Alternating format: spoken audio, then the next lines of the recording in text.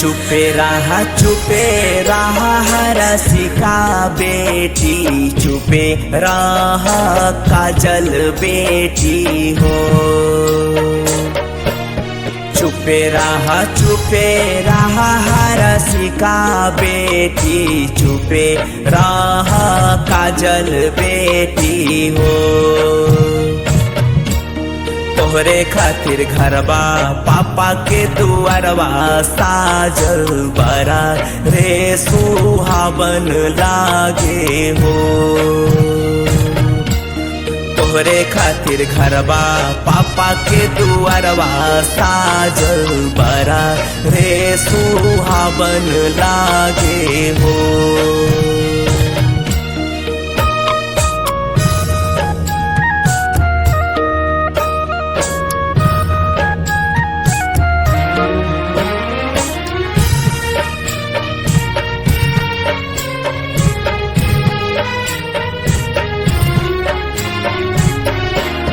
कैसे चुप रही